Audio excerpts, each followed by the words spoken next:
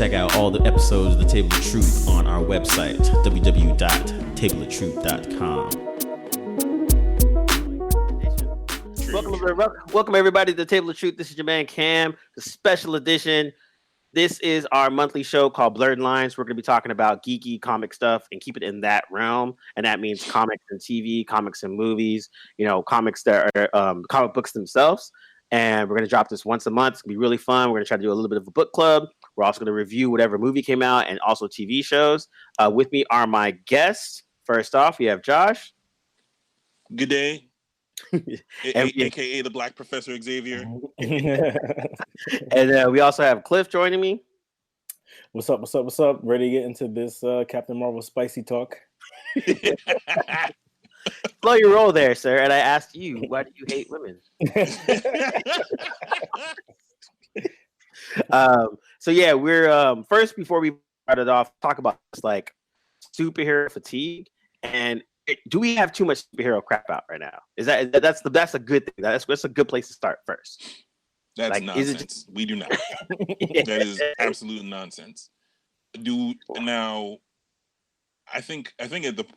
think we're at the. First of all, I don't think we're at a saturation point. 1, 2. I think we were when there was a ratio of bad to good. Like the bad to good ratio is higher on the bad side. But pretty much everything is like the majority of stuff that's come out over the last, let's call it 10 years, it's been in a steady uptick qualitatively. So yeah. I would say absolutely not. Cliff, what you think?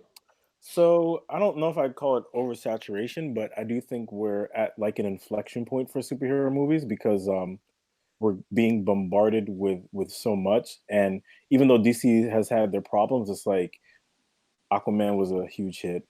Obviously, Wonder Woman a few years back was a hit. As bad as Suicide Squad was, that was a hit. And apparently Shazam early reviews are pretty good, and it's looking to shape out like that's going to be a pretty big hit. So we're having a little bit of DC, at least box office wise, potentially catching up to Marvel. So I say inflection point because, we could have a situation where DC and Marvel box office might start to be a little bit more on par. I think, thinking about, all right, Endgame is in April, right? And then is Far From Home in May? Yes, I believe so, yeah. April, May. Actually, it might be June, July. It might still be on the July schedule. Okay. The Endgame got pushed up because it's supposed to be May, but now they changed to April. Okay. I think Spider-Man's in July. Shazam is like what, summertime too? Is it sooner than that? No, or is it? I thought it was sooner than that. No, I don't remember. But also too, you also have all the TV shows too. Like say for instance, like Umbrella Academy hit on Netflix, and like a lot of non-comic people were like, "Yo, what's this?" And they really enjoyed it. They thought it was quirky and cool, and it had like it's a different take, and it kind of to me it helped push forward Netflix after they had to cut all the Marvel shows off. Right. And so it was kind of like, oh, they lost the Marvel shows. What are they going to do? They drop a Umbrella Academy, and everyone's like, oh, all right, they're going to be fine. And then they're just going to keep it moving. So Shazam I just looked it up real quick. Shazam is April 5th. Oh, okay. Oh, wow. Okay. Early I didn't realize it was that close. Yeah. I think on Netflix, it doesn't feel like fatigue their shows because they're so different from the movies. Like there's so much on a street level type of show that it doesn't feel the same as these massive superhero temples like Iron Man or the Avengers or Thor. So Punisher feels like a gritty soldier. I don't know if soldier procedural is the right word, but that's an accurate description. That's what it feels like. So it's definitely, he just happens to be a comic book character. Daredevil, even though he's a costume dude, it's kind of all about his personal struggles and the people around him and trying to, I guess, exist in this world as a righteous man, but, kicking ass. So I don't know. That doesn't feel like an oversaturation. I guess I sympathize partially with people that do feel that way because there's so much coming at us, but I mean, Marvel's formula is holding so tight that it's not feeling like I'm not feeling like, damn, I'm ready for Marvel movies to end. Yeah, I think on a movie level, I could see the fatigue. On a TV show level, those are all doing pretty solid. Even with the announcement of like Arrow is going to be ending after this next season. Okay, I'm good with that. Yeah, I'm good with that. They can go away. And yes. But you have like Doom Patrol is doing really good. Mhm. Titans was pretty awesome. Yeah. Like Netflix is rolling out Jupiter's Legacy from Malar World, which is it's a pretty bonkers like story, and I could see it as a TV show.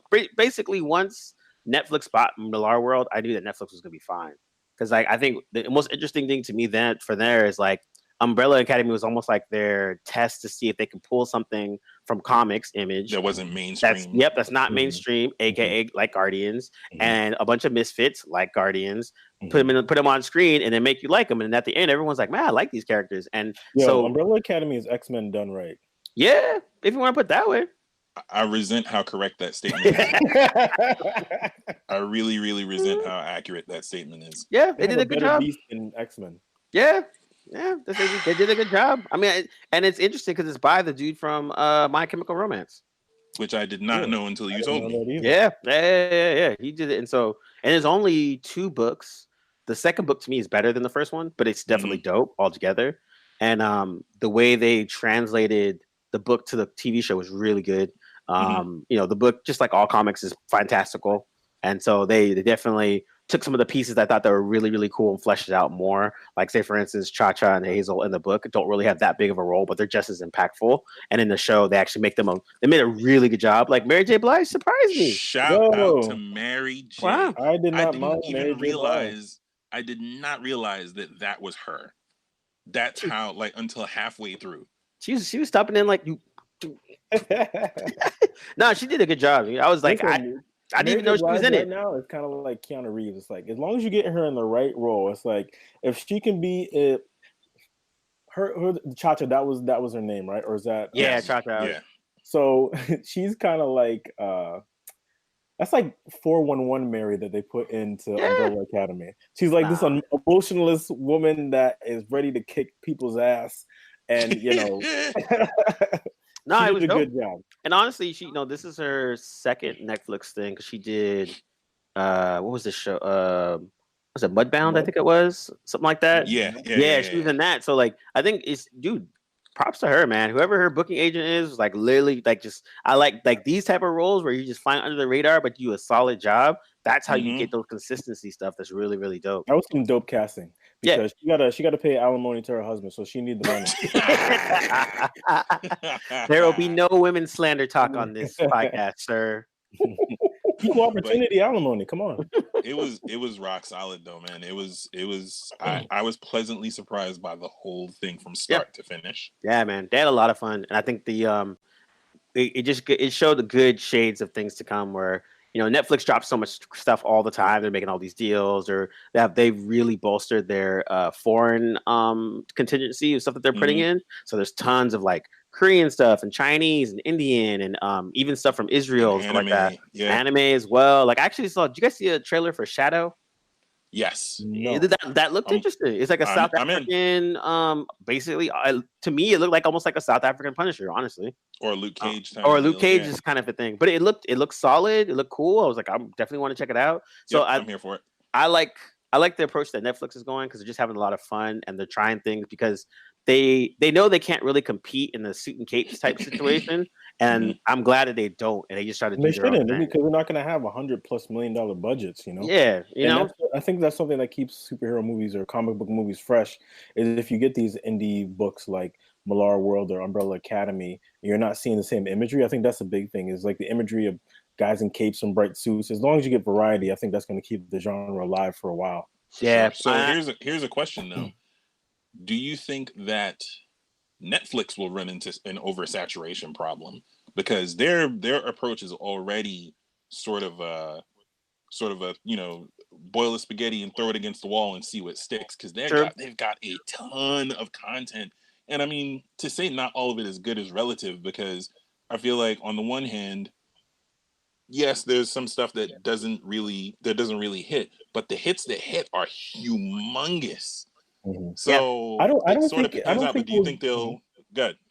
I don't think so because Millar world is different from what people know as comic book movies. And Mhm. if Image gets into selling some of their properties to Netflix to develop, all those things are so different than what we know as superhero / comic book movies that Right. you could have series happen that they go through the whole run, people love it, and then afterwards they find that it's based on a comic book. Yeah, I think that's the thing Mm. too. Is like a lot of the Millar world books are really really cool, and his style of writing is basically like for TV and movies, anyways. And Yeah. so I off like right when I heard they bought them out, like offhand, I already knew 5 books that could easily translate into a TV show or a movie, and so they really are gearing up for the eventual ending of their Disney contract, which takes all the Disney stuff properties away and the Marvel properties away and the Star Right. Wars properties away. Right. So I think it's going to be really interesting because I think when Disney drops their streaming, takes all their crap out, and now Netflix has to be okay. Now we can only use our stuff.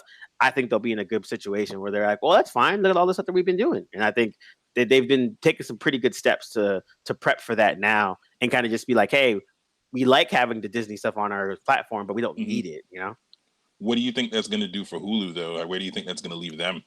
I don't know. I think Hulu might still be the middle ground of TV shows. Mm. And I think that's where it's kind of been right now. Like right now, people go to Hulu and then they'll watch like, you know, Grey's Anatomy, Chopped, Seth Meyers, all the Food Network stuff, HGTV, Right, Desert Flippers and all that kind of Mhm. crap.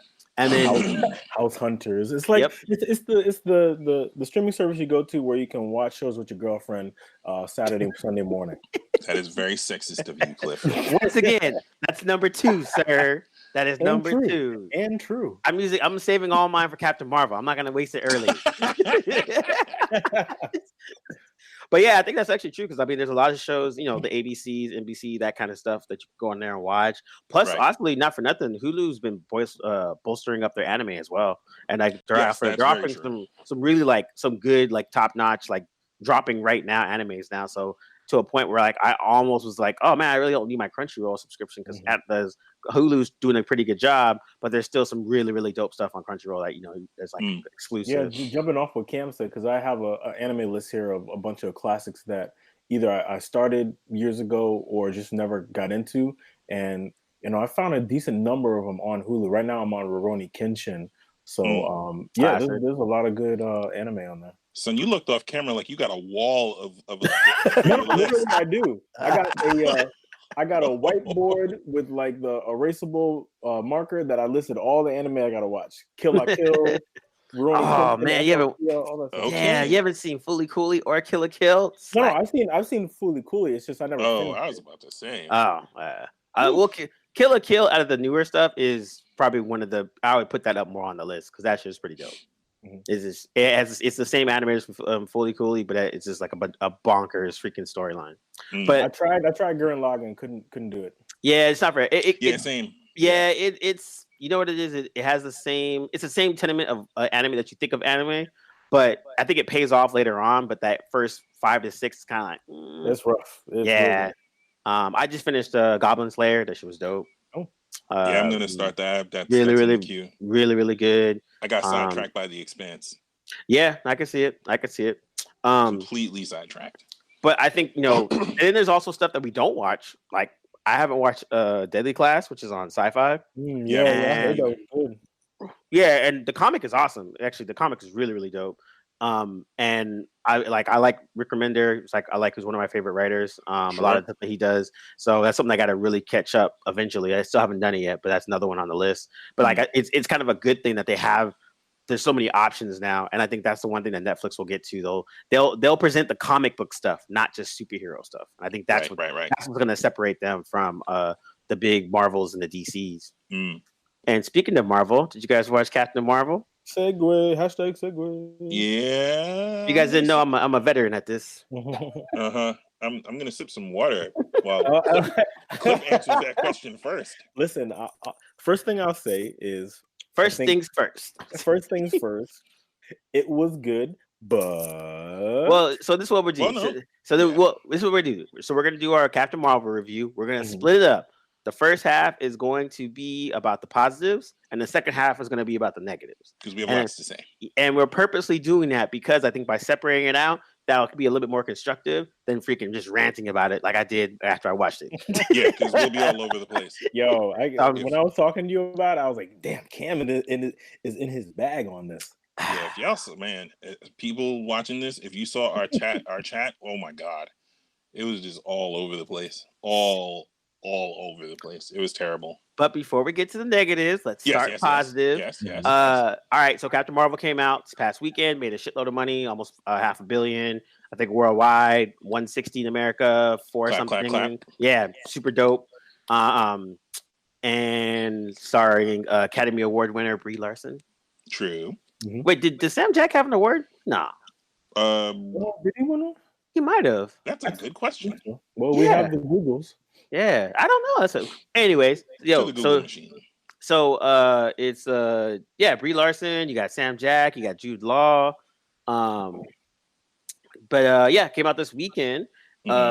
Set in the 90s. They had a lot of fun with that. That's one thing I would say. Like the corniness of the plugs of the 90s was funny, and it was corny, but it still was funny. They're just like, oh, I need a communication device. Where do I go? Point. Radio Shack. Ha ha ha ha ha. So I need to communicate with someone. How do I do that? Oh, a two-way pager. Yeah. So I thought that it was funny, and it kind of made it, for the 90s kids out there, we all laughed at all the 90s jokes, which is cool. I was not a child in the 90s. I was a grown man. Thank you. Old man in the group. But in general, though, I like the Kree and the Skrulls. I thought they were cool. I thought the designs were awesome. The world they built was cool. They did a really good job of kind of explaining Supreme Intelligence. I thought not in the comics is kind of more of a faceless blob of thingy, and they kind of just let it be more. That's probably the best trillion tentacles. Yeah, that was cool. Agreed. I like that they they showed a lot more of the Kree and just kind of their world and what how advanced they were and what they were doing. That was kind of cool to kind of set that. I like that the Skrulls, the way they were really dope, like how they transformed, even like their ships and stuff like that. That was cool. On the Captain Marvel herself's part, I thought that she fit with the continuity of the group. So her and the cast members, it actually worked. I'm not going to say that she was the best part of it, but she didn't like distract out of that. Right. But I thought the whole cast around it, like it was cool. A nice little Coulson cameo that was awesome. Definitely. And his hair. And his hair was amazing. His hair is on point. Trying to think what else in my pot. Oh, what's her name? Lashana Lynch. Yeah, she killed it. She was awesome. Agreed. I like probably had one of the best moment in the movie. Yeah, definitely. I thought that was really cool for them to. Their interactions were really cool, and she was a true blue friend in terms of how the interactions were. And I thought that the way they treated her and Monica Rambeau in the context of Captain Marvel was really, really dope. And I thought that was like, I was really curious to see how they were going to do it, and I thought they did a really good job. Yes. So, Josh, you mind if I listen? Oh, yeah. I have a list, so please. So, I think off the bat, probably the first 10 to 15 minutes, I think they did a really good job setting up the world initially and doing their kind of time jump thing where we're finding out with her about her past and trying to piece it together. So I think that was done really good. I think the initial setup of her relationship with Jor Kim. Can you give me the name of Jude Law's character? Jor or something? Yeah. John Rogg. Yeah, John Rogg. Yeah. I mean, we all knew at the beginning of the movie he was going to be a bad guy. There was no mystery about that. At some point later, that guy. But I think their relationship was kind of cool off the bat. I think when they set it up where she's kind of like she knows her powers, but she's kind of holding them back because he keeps telling her to, but then also I think she has like an inhibitor in her neck to keep her from going crazy.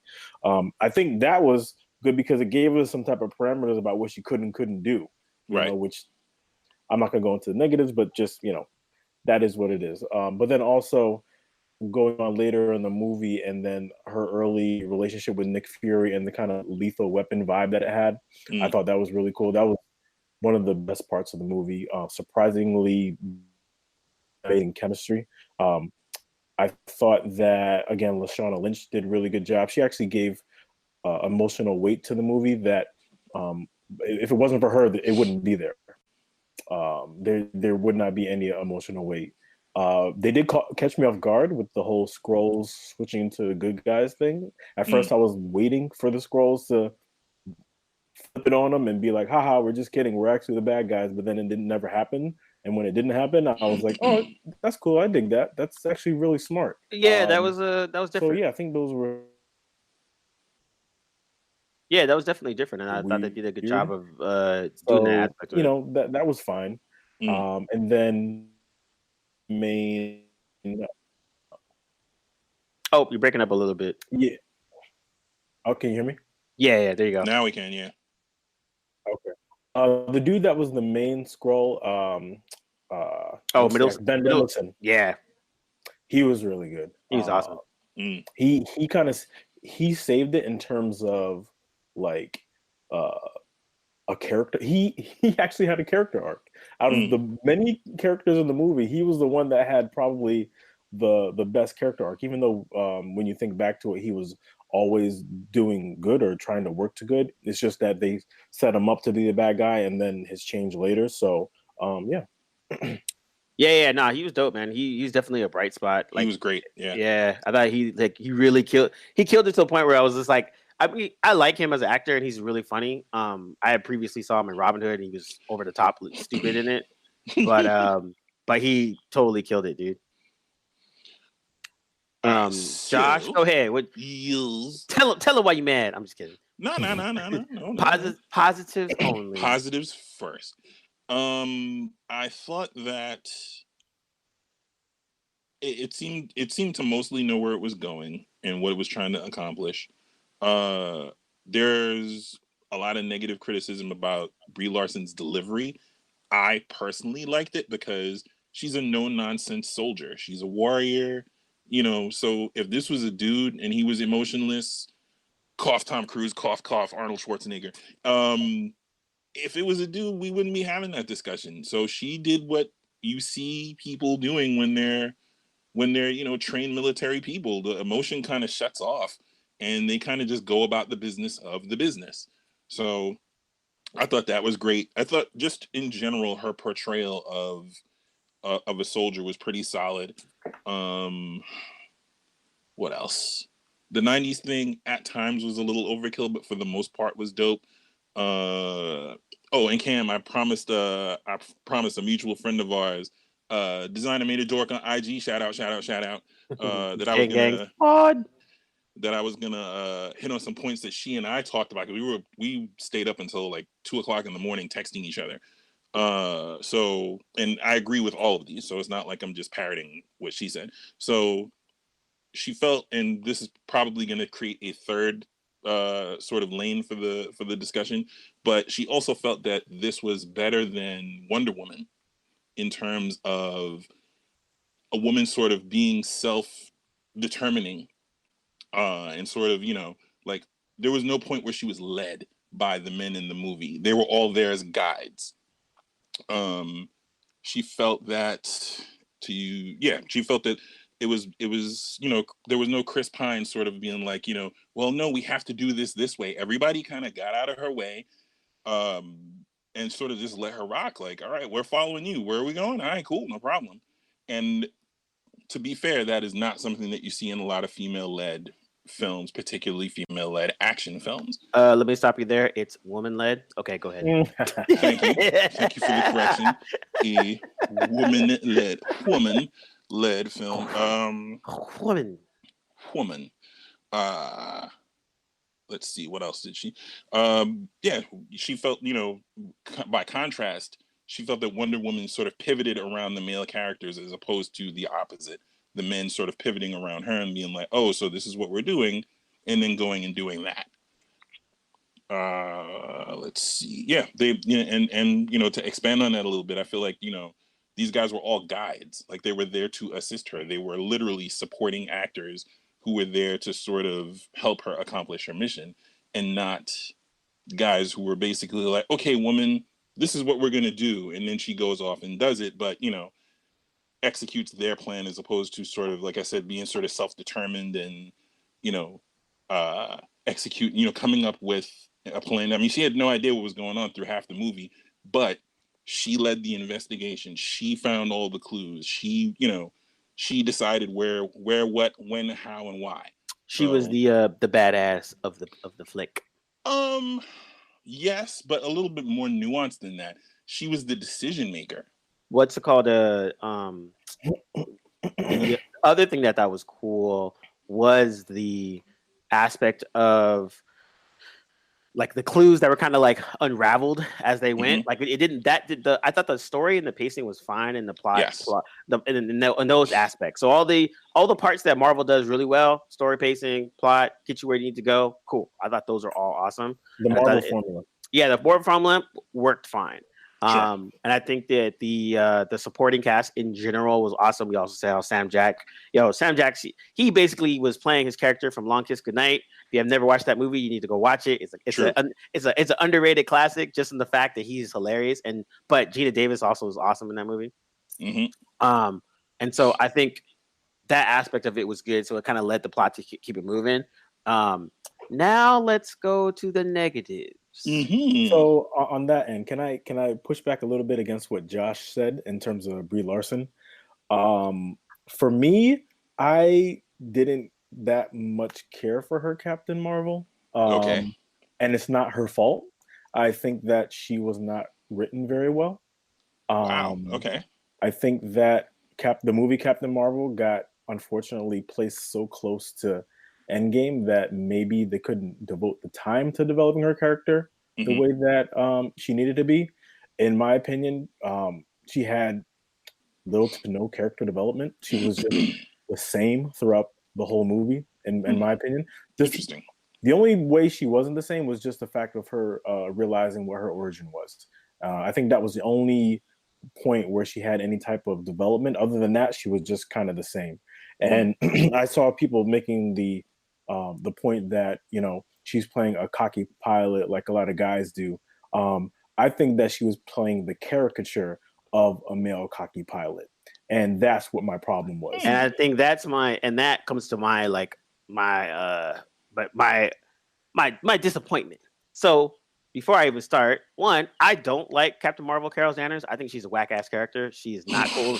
She is not cool. Why are you mad? She is not cool in the comics. They've rebooted. They've literally rebooted her book at least 5 times within the last 10 years.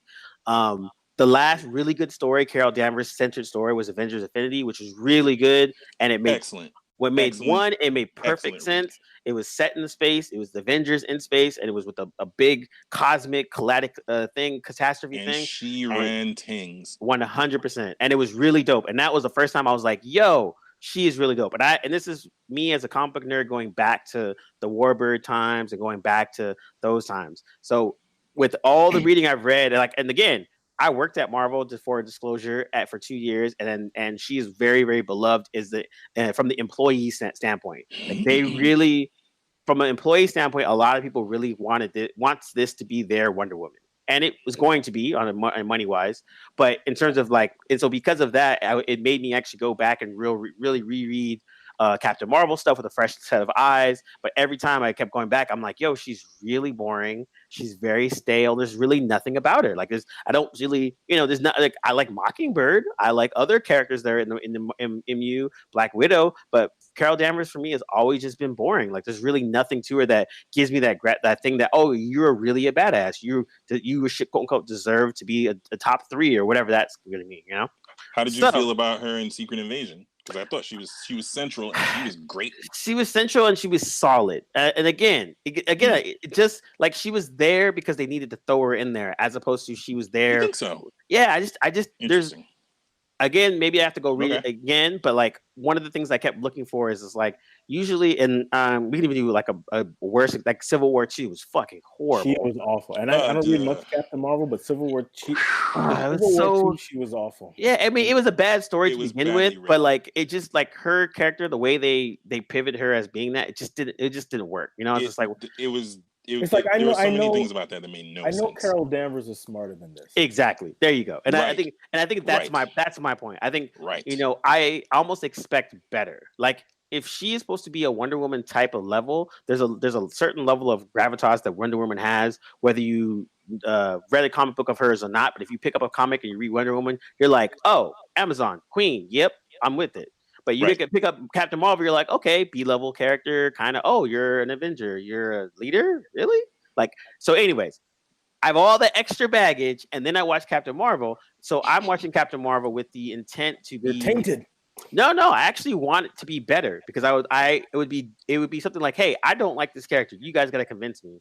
And I walk in, I'm like, oh, cool, that dope. Now I'm being convinced. But instead, it was just like, oh man, are you kidding me, dude? It's like some of the dialogue was just so cringeworthy, and it was And that's another point. That's a good point right there, because a lot of the dialogue isn't really for developing the story or deepening the story. yeah, It's like just fall to us that, hey, this is our message. You know what I mean? Instead of it just flowing. yeah, Like Wonder Woman flowed, the dialogue flowed.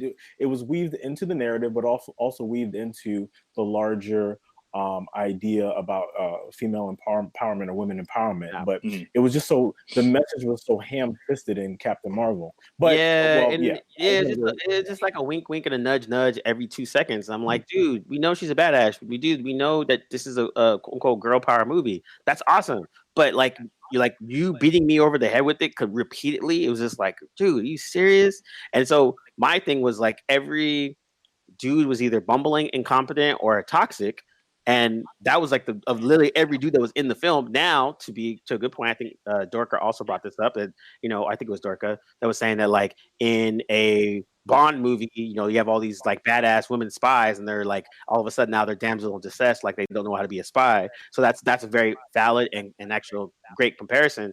But it seemed like to me for Captain Marvel, it was like, okay, let's think of everything that dudes do in movies against women. Let's do the exact opposite, but then crank it up to 100. Well, I think so. I think two things. One, you're absolutely right. I think that they definitely did flip that trope on its ear. I think it could have been to better effect. I think it was a little bit more hardcore because seeing Sam Jackson is just this hapless dude, this hapless shield agent, which should not go hand in hand. Yeah. That was a lot. But to be honest, his comedic beats were probably the best of the movie. Sure. And the parts with him and Cap Marvel were really good parts of the movie. Sure. However, back to it for me, for Brie Larson, like she was just mad stale. Like she was like kind of like what Cliff said, she was playing a caricature of a cocky pilot. And I was like, there's a point of it where I'm just like, even her jokes are kind of flying flat. Now that's just only for me because again, one thing I also recognize as well, which I'm glad I did watch the movie, is because I also realized that this movie is not necessarily for me, and that's me as a male, a comic book geek of over 30 years watching this movie. Yeah, so that's what you got to. So you got to accept that aspect, and to that point, I went with my girlfriend, and she totally loved it. Every quip that she had, every sarcasm, every little thing, she was on it. She laughed at every part. She loved that she was a badass, the way she was acting, and all that kind of stuff. Everything, and that was a good point for me to realize, okay, movie was not necessarily for me specifically. This is and that's another thing that I was wondering. It was like, even though objectively as moviegoers and fans of comic books that we can pick out all these things that are glaringly wrong, at the end of the day, does how women feel coming out of that movie empowered and strengthened and emotional, does that mean more than objectively how we can pick out everything that's wrong with it?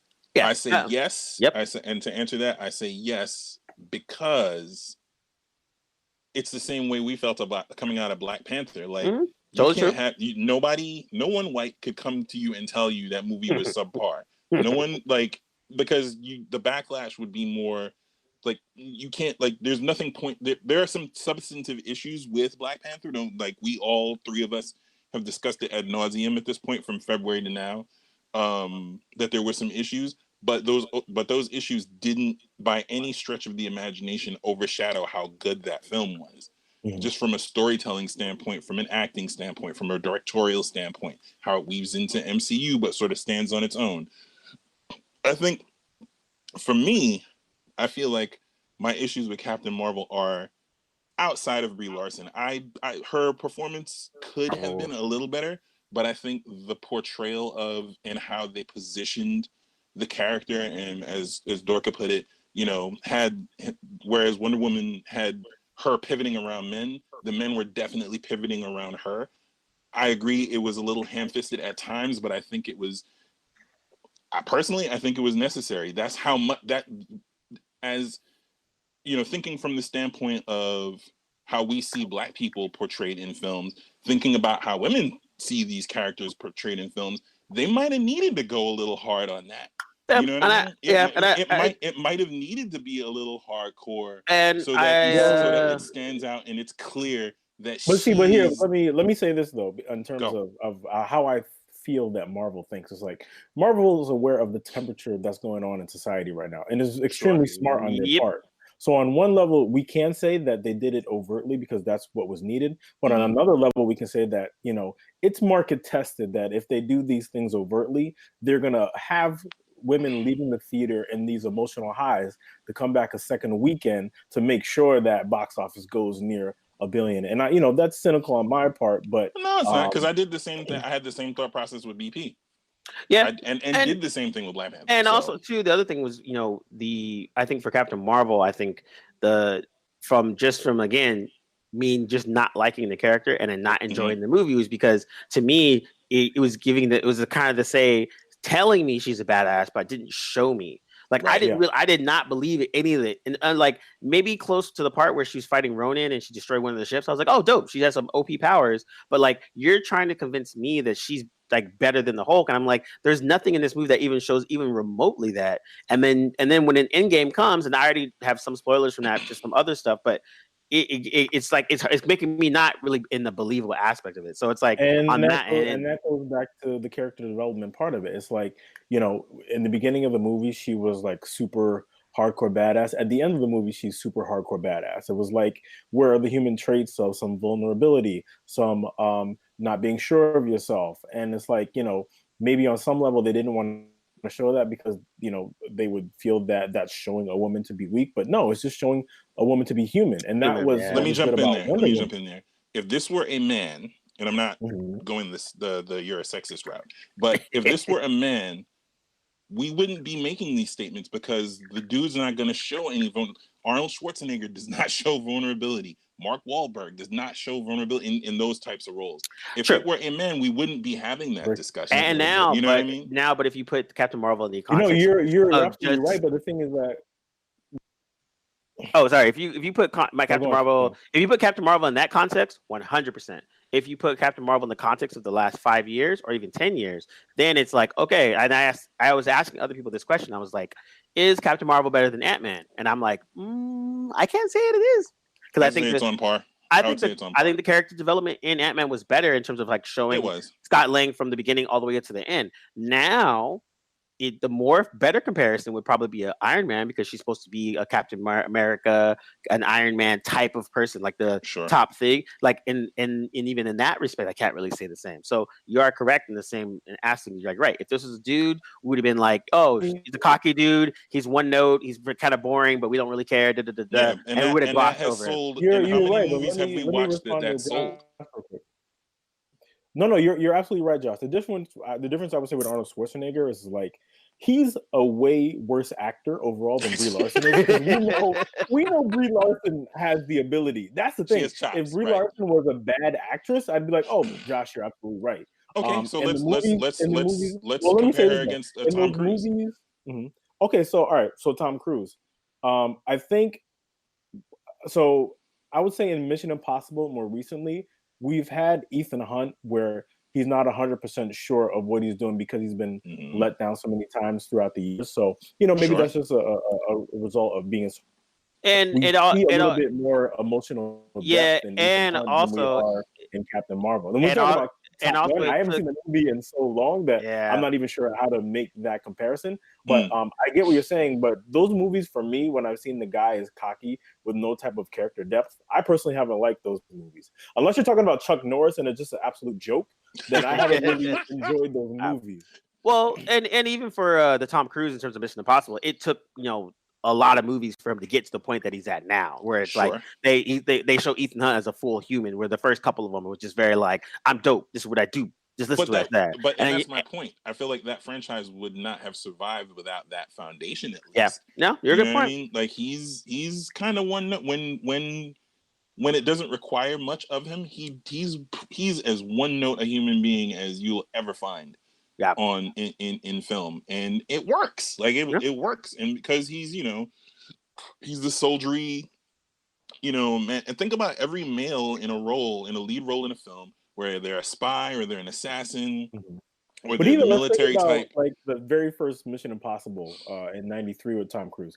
Mm-hmm. In that point, it was similar to Captain Marvel, where he didn't know who to trust because basically all of his comrades had been killed, and he'd been, I think, disavowed, and he was kind of lost in the sauce. And you could see that anger and emotion about what the hell do I do? Who do I trust? Aside from that, and then Captain Marvel, we didn't really get that. She was just like, I'm sure about everything all the way through. I just don't know who I am. But let's keep it real though. There's only one scene where Ethan Hunt emotes in the first one, and that's when he's in the coming from what he thinks is the coming from the cold meeting with, I forget, his handlers. Yeah, John Voight or whatever. Yeah, yep. But after that, I mean, also he switched on, son. He's completely. All his comrades get killed. Remember in the beginning when what's his name? Sure, Mighty Duck Coach, he kills in the elevator, and sure, he's just like, yeah, that shit was crazy actually. I forgot. But my issues to sort of pivot around all of this. Overall, you're right though. Men get way more leeway for being emotional. Yeah. So, but my issues with the film more stem from like I was able to sort of put it in perspective. Yes, her delivery was very one note, but she's a soldier, so that sort of didn't really, in that context, it didn't really bother me as much. What did bother me was the characterization of the Skrulls. Now there's talk that maybe there may be another faction of the Skrulls later on down the line. They may whatever. I'm cool with all of that if they decide to make the Skrulls the jerks and bad guys that we know them to be. Yeah. But I can only deal with what's in front of me right now. And they try to play him off of some refugee type immigrant type stuff. Like super duper refugee. That was sympathetic and Talos. I've been calling this man Talos for like since I was 10 years old. So it's hard for me to now switch over and say Talos. So Talos is a jerk. He's a dick. He's a dick. And he really wasn't like, he was sympathetic. I wanted Ben Mendelsohn like we got in Rogue One. Just an irascible jerk. Yep. Where like everything that comes out of his mouth is just anti the good guys. Yeah. And you really don't like. I walked away from Rogue One not liking director Krennic at all. Yeah. Because he's a bad guy. He's a bad guy. Yeah. He's anti the good guys. And I think that's the part that I think again, just look at it as a movie, not as a statement. Like those are those parts that was really just getting me annoying because it was just kind of like, yo, you guys are really trying to tell me that the Skrulls are some immigrant refugees from the all-powerful mighty empire, and I was just like, I'm not buying it, man. That didn't bother me, and initially I thought it would, but to make it kind of like I guess an allegory for what's going on today, because they also said that we both made mistakes on each side of this war, on the Kree-Skrull war, so it's maybe the audience goers that haven't been steeped in 50 years of Marvel history don't realize how bad the Skrulls are, but as fans of Marvel, we know that at some point in the future there could be a secret invasion.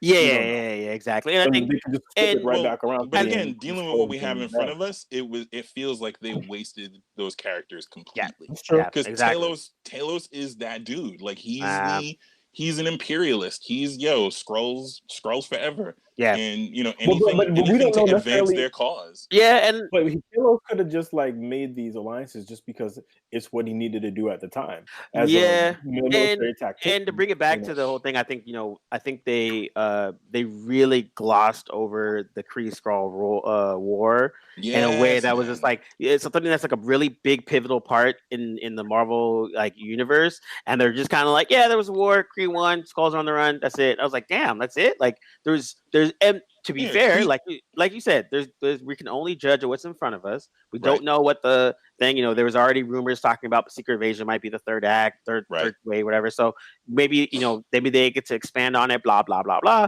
But like I thought it was I thought it was almost a waste of quote unquote bad guys to kind of just do it the way they did. And I think sometimes man. and it was.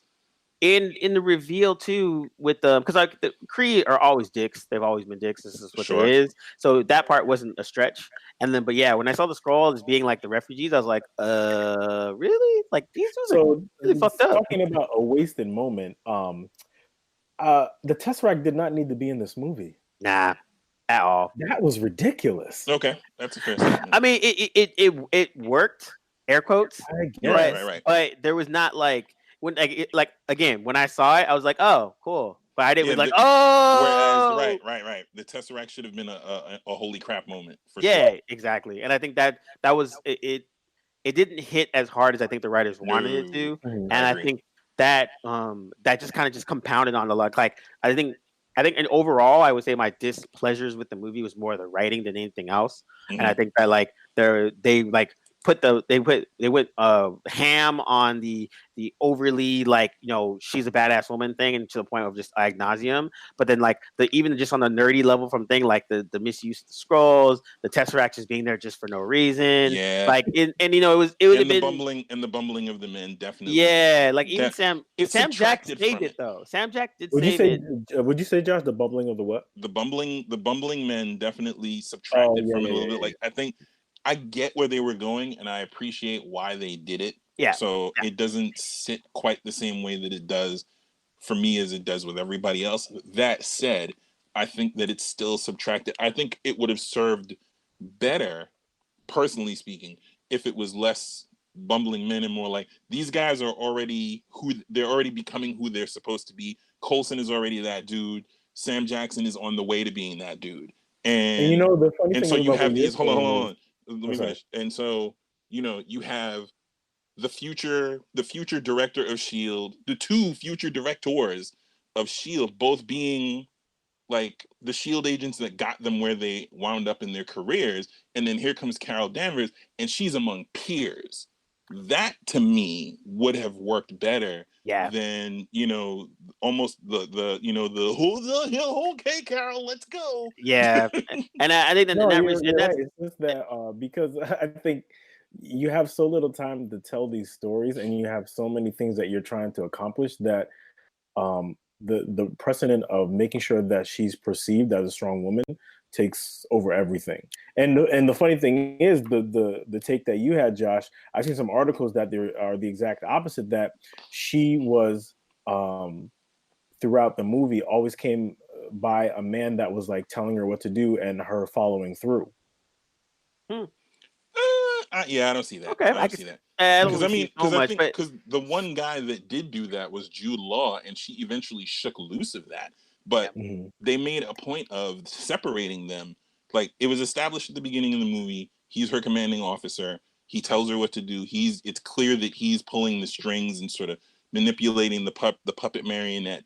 And as soon as they give you that, they take it away. And she's left out in the wild. She has no idea what's going on, where she is, who she is, and she goes about investigating that pretty expertly with only guide support from the men around her. And I think that to me worked. And I think with that respect, I think the handling of Jude Law's character worked well with her in that aspect. Like that's Agreed. the only arc of the story that I saw. Like I saw it. Like at the beginning, she was like, this is the person I'm learning from. He's definitely a badass, but I know I'm powerful in it, but I gotta get there. But then by the end of the movie, she's like, no, I'm better than you. I can go do stuff. You need to tell these dudes what's what. I'm coming for them. So like that was the only arc of the whole movie that I was like, oh, okay, yeah, this perfectly. But then anything else, like you said, if Carol Danvers was amongst peers with Coulson and Sam Jack, and then they're all on the same equal level, and then she's doing the same thing, and she's wilding out like that, then it'd be like, oh, she's a badass. But instead, they were just kind of like, she's kind of a badass, but these dudes are really incompetent. Okay, now she's even more of a badass. And I was like, damn, it didn't make no sense and this is not even why they got to make the dudes all bad thing. It was just kind of like it almost was didn't make sense. Like I was like, yo, it would have actually been better for Sam Jack to be freaking a Nick Fury badass and then get sunned by Captain Marvel. I'd have been like, oh, you just got sunned, and he's like, yeah, I got sunned. That's Right. You're right, Cam, but a lot of that stuff takes a back seat to like, yo, yeah, you're we right. have to You're make right. sure that we're showing Nuance. Carol Danvers Nuance. as a badass. And like, I think in Yeah, the it's regular positioning. world, it's going to work out a lot differently. There's going to be a lot more gray area in terms of the back and forth between people who's leading, who's following, how sometimes that switches back. It's a lot more complicated, but you know, there is there's an agenda to make sure that things are perceived in a certain way, and that's fine because you know maybe that's just what these times in the movie calls for. Yeah, no, you're I right. agree. At the end of the day, it absolutely calls for that, and I think the fact that there are women that I know who are at the minimum at least as well versed in terms of what makes a quote unquote good film as the three of us and the rest of our extended crew, the fact that they're like, yo, this was brilliant. This was brilliantly done. This was handled properly. To me says, at least for me, that there's a little bit more work that I need to do because I know that there are things that I don't see that they saw that they were like, nah, son, you don't even understand. This is a well done film. But you know, I And didn't even. Oh, sorry. You guys finished, Josh? well, just to wrap up and say, you know, like I said, I feel like there are things that there's some adjustments to my eyesight that I may need to make as a man, that you know, so that my vision comes closer in line to theirs, the same way that there were white people who were like, I don't get the big deal. Why are you guys losing your minds over Black Panther? And our response, generally speaking, was, then it wasn't for you. Shut up. But you know what, Josh? I think it's both and. It's not necessarily either or. Either you have the site or you don't. It's like on one level, it's like we can objectively critique the film based on, you know, being Sure. comic fans and film fans. And it's like, is there something I'm not seeing that the women are seeing that it makes the film better than it is? Personally, I don't think so. Just on the level of there's a level that women are going to relate to this that we're just never going to understand because we're not women. We can sympathize with what they're going through and how they feel, and but we can never get to that level. You know what I'm saying? Sure. So on a certain level, it's like I can judge that and totally have my views on it, but still giving it a B minus, but being okay with that woman, with the woman's grading of an A plus because of what it does for her. Yeah, exactly. And to bring it back to kind of bringing it back is like, you know, with the Black Panther comparison as well. Like we can say, yo, Black Panther first two acts were amazing. The third act, ooh, not so good, and be okay with saying that. And I think for me, I think you know, I just didn't like. I think like Captain Marvel was like, I think what it was like, I see what you're doing. And like that's what got to me was this like made it more cringeworthy. Where it's like if you're gonna do all these things, you know, and someone asks us like, okay, well, name another movie that is that's woman led, you know, whatever. And I was just like, oh, okay, like I said, Long Kiss Goodnight. You know, Salt actually was really good. Like you know, there's all these different movies where like, and again, it had the same level of what they're looking for and same impact, but just in a different way. However. Right. Bringing it back to the Marvel aspect of it, now that Marvel is for everyone now. It's not just us. You know, it just used to be the nerds. Now we have to let it go. It's everyone now. Right. The impact of it is just as the same level of the impact of, you know, with you know, Black Panther or Agreed. Like someone said about Crazy Rich Asians, aka Yellow Panther. But that same level of seeing yourself on screen in a way that is inspirational and inspiring and all that kind of stuff. So so on that respect, that's part we can accept that, and we can, you know, shut up and listen when they say that, but then also be like, but I think constructively, you know, and objectively, these things are what subtract from it as a film. Yeah. Not as a women's, not you know, not because it's a woman, not because it's anything else, except that this is the bar that's been established for Marvel films, and in these specific categories, it falls a little short. Yeah, and I think the what they did well will pay dividends on, you know, going on forward, because much like Black Panther and with, you know, Wonder Woman, like it will help usher in those copycats, and hopefully that will help it even more. Yeah, repetition. Exactly. Repetition will create better films as Wonder time passes. Yeah, Wonder Woman helped with the shining a light on more women directors. Black Panther shined a light on mining more African American IPs for different stories and that kind of stuff. Sure. So, and those aspects and those positivities realms, awesome. And then also too, again, the movie's not for us. We're three Black men in our 30s, 40s, and that's just not a movie for us. And we can be okay with that and still watch it, and whether we enjoy it or not, and still understand why it has a cultural impact. And I think that's that. At the end of the day, is the part that is it's a respect part where it's I still respect the film. Agreed. It's just I can just say I don't like it, and and articulate why without being offensive or just being like, oh, I'm a comic. 100%. You think you can? Yeah. Right. When these words come back to haunt me when I run for Senate in 2030, just want to let everybody know I love women. But I think in that respect, that would be my thing. And I watched it with my girlfriend. She completely loved it. She had so much fun. She laughed at every joke, every part that she was snippy or snide to another dude, or sunned a guy or threw a guy into a wall. She loved all of it. And she's not a comic book fan. She watches most Marvel movies, but not every one of them. And so for that audience, and then that's who they were actually going for, they 100% knocked out the park. They deserve all the monies that they're getting for it, and it makes perfect sense. Something just popped into my head about Infinity. Even as much as you and I loved Infinity, even Infinity had sort of a bumbling male component to it, because Captain America was just a complete buffoon most of that arc. Captain America. So basically Infinity is sort of an interstellar thing, and so basically everybody agrees, we need to see control of this to Carol, because this is her department. This is her. Oh, got it. She knows everything about space stuff. Yeah, we're just here.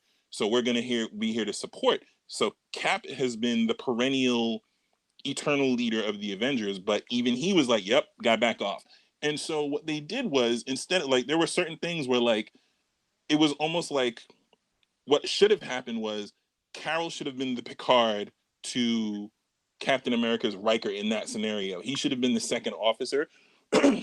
And there were far too many times where she tried to confab with Cap, and he was like, I don't know what to do. Instead of him being a strong support role for her, it was just all up to her, which was dope. And they wrote it brilliantly.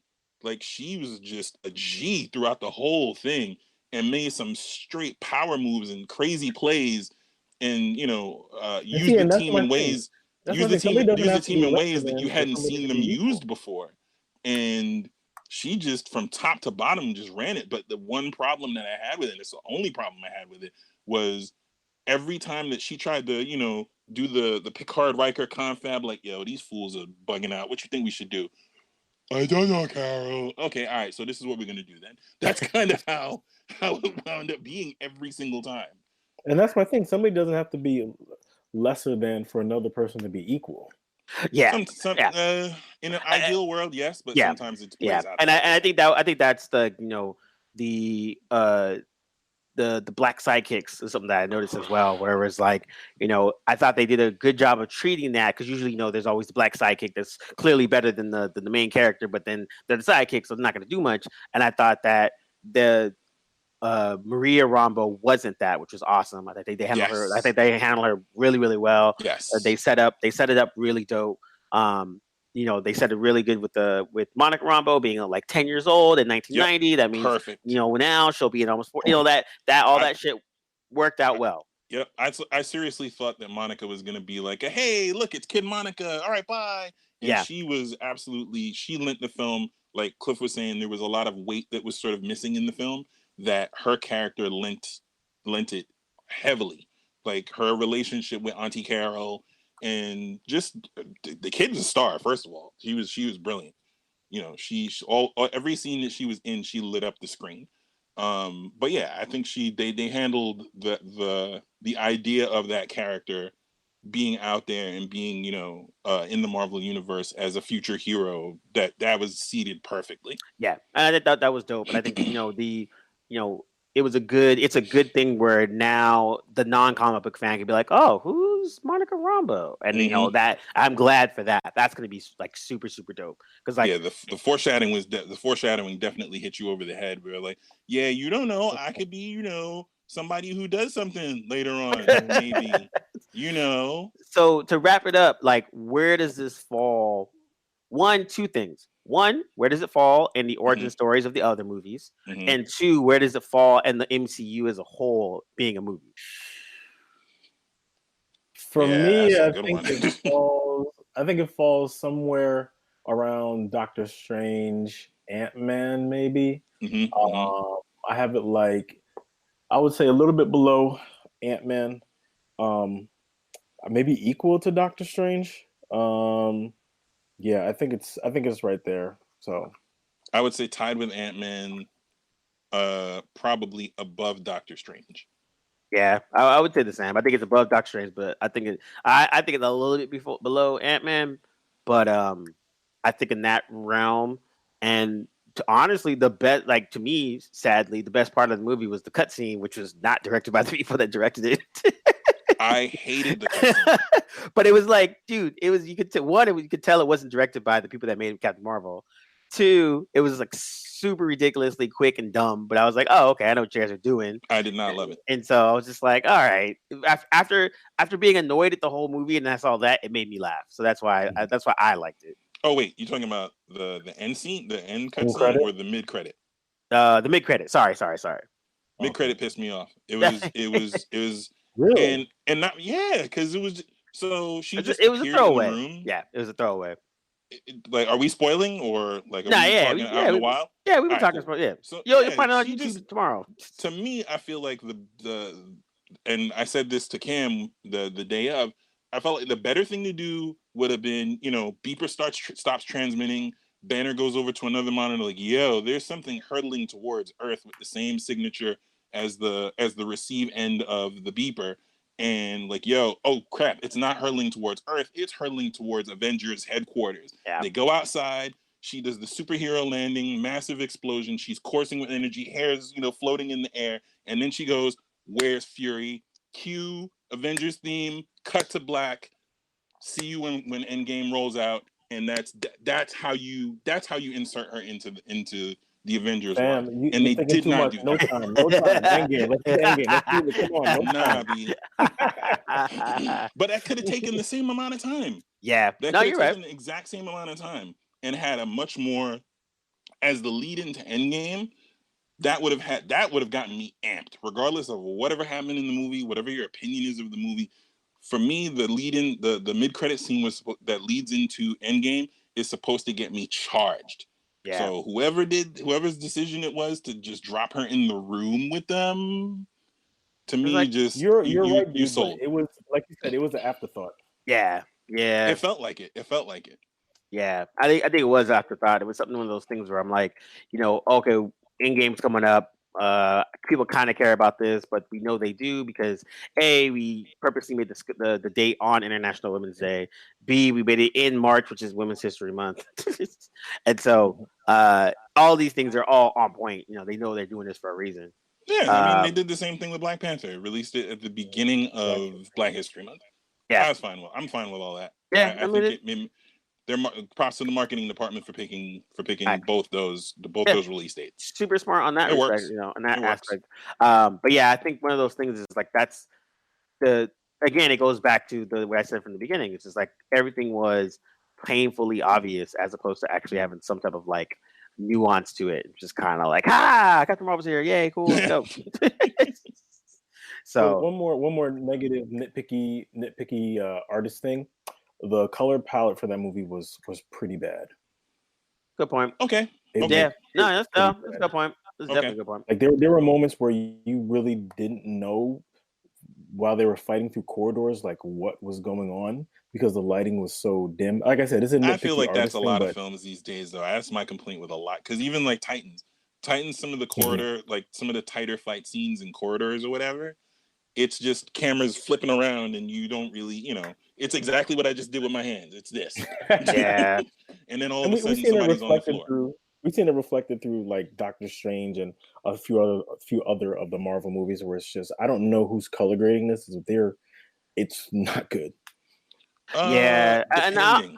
I actually, and I would go back to the other thing. The other negative part was just like, I thought the fight scenes were just like, ugh.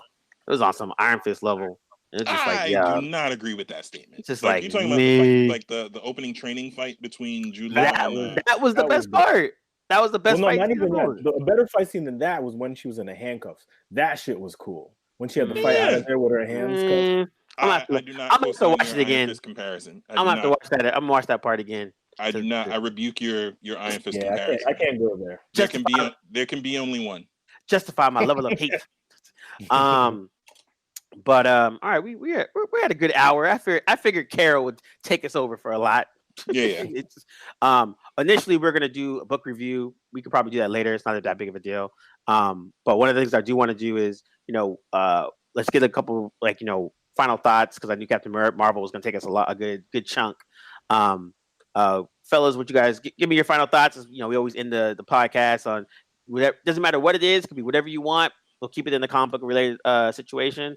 But final thoughts. I can't talk about Odell Beckham Jr. getting traded. Is that Nope. what we're saying? Nope, not this podcast. Cameron. Fine. Josh, what's your final word? Comic book related. X-Men Forever Son. I think the end of Captain Marvel kind of shook me a little bit. I'm like, yo, is Endgame gonna be shaky now? Because I'm scared. But overall, I got faith. The Russos have knocked everything that they've touched out of the park so far. Knock on my pressed wood desk. But yeah. I mean, all in all, could Captain Marvel have been better? Yes. I think that the things that tugged away from it have very little to nothing to do with Brie Larson's performance. I think most of it had to do with the substantive things that they surrounded her with that dragged down the movie. Word. Cliff, what's your final word? My final word. It doesn't have to necessarily be about Captain Marvel, right? No, just comics related. Okay. Well, initially, because of how the trailers were, I thought Shazam was just going to be okay. Maybe it's worth a look on a matinee. And then as like some other pictures and trailers came out, I was like, okay, this looks pretty decent. And then I'm hearing like the reviews are okay. So I'm interested to see if Captain Marvel Captain Marvel, Freudian Shazam. I see what you did there, buddy. I'm interested to see if Shazam is actually number one critically good, and then number two makes close to maybe at least like a Doctor Strange or maybe a little bit more than that. And if that's the case, it'll go over that. But yeah, I think it's a good chance that it will. If the word and it makes enough money, can that be a turnaround for DC? Can they build off of Aquaman making $1 billion, Wonder Woman, and hopefully a successful Shazam to right the ship, or is this just an anomaly in DC continually making crap? I think they'll knock it out the park. That's a valid statement. Yeah, that's positive. I think my final word is gonna say I think that Captain Marvel is the equivalent of Aquaman, and I say that in a way not to be dismissive, but just saying that it set, you knew exactly what you're getting, and it was almost overly that. And I think Aquaman was entertaining. Captain Marvel was entertaining, but each character or both characters that aren't necessarily super strong in the books, except for actually I'll pivot. Aquaman of lately, this last year run is actually a really, really good book. It's really hard to it's random to suggest that, but it actually is a really solid book. But I think both of them were so-so characters in the comics, and they really tried to painfully tell you that this character is cool.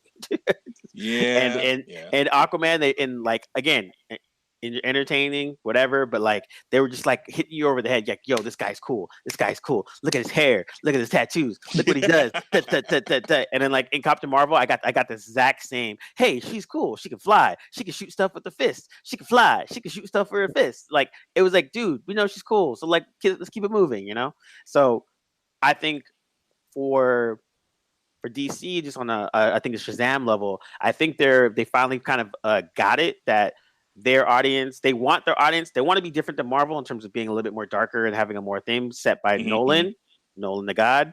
But I think now they're starting to understand that not everything has to be that aspect of it. And so I think Aquaman was their first test to be like, you know what? Let's just make something fun. And it worked. Shazam, same level, because literally Shazam is a 12-year-old Superman. That's what the character is. It's true. And so if you get away from that, it doesn't make sense. So now I think this will work in terms of that aspect of it. And so now I am curious. I'm more curious to see what Gunn does with Suicide Squad. And I think that that'll be really, really interesting, because for someone that took a bunch of misfit, nobody characters that no one cared about to a literally a multi-billion-dollar franchise, and now you just gave him the keys to Suicide Squad, which is literally the same thing. Yep. Like he could do this in his sleep, and so like you're just like, oh, can you possibly do the same thing with Suicide Squad? It's like, come on, man. So I think DC's in a good place. I think it's going to be more on Marvel to kind of keep that pace and keep the same energy, where DC is the quote unquote they're playing behind the 8 ball. But then now if they do something like I said, Aquaman, not good, but it was entertaining. So everyone was like, Aquaman was great. I am very curious to see whether or not Gunn goes for like a firm middle finger, like, oh, you thought Guardians was dope. Wait till you see what I do with Suicide Squad. Yeah, and honestly, I am well within his rights to do it. Yeah, I honestly hope he goes ham. Honestly, I think like the way he got done with the Marvel was really whack, and it was 100% all of a sudden from the top. This was not like a calculated thing. So, but yeah, man, that shit was I think that was good. Well, fellas, good podcast. Thanks for everybody for coming out, and we are out. You can listen and download to all of our episodes of The Table of Truth on iTunes. Just search The Table of Truth podcast.